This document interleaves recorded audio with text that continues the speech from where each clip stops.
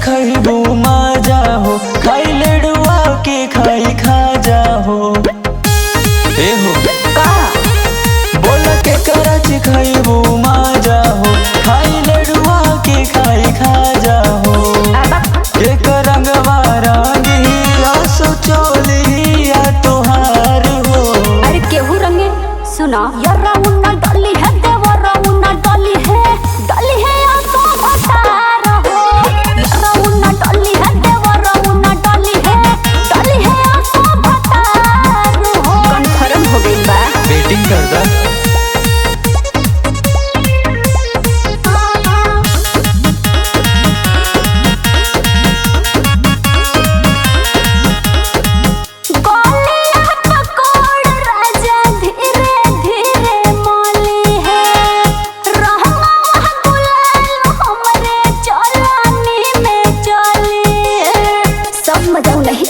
अरे हम बानी एक बेरी आफर भौजी हमारो भेटही तू, पर साल से बेसी आसो मजा तू पही तू।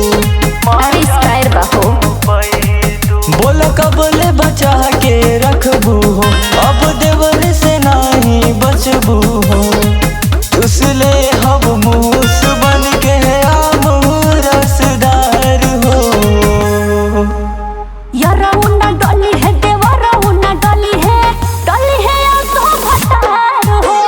यारा उन्ना डाली है देवरा उन्ना डाली है आसो भतार हो गइल बा फिक्स रिक्स मत लो। रिस्क में ही इश्क है।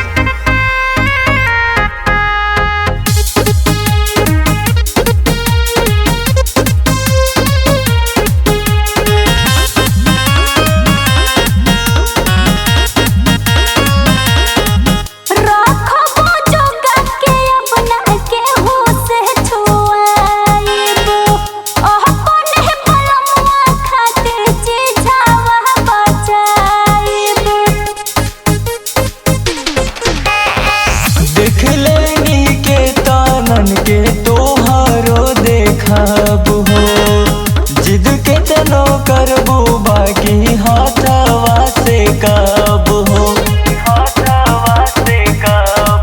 तनी हमारो कान मिटावे दा, रुका सिवा देवेंद्र के आवेदा। शुभम बाबू के ऊपर करा उपकार हो। यारा उन्ना डाली है देवरा उन्ना डाली है आसो भतार हो। यारा उन्ना डाली है देवरा उन्ना डाली है आसो भतार हो।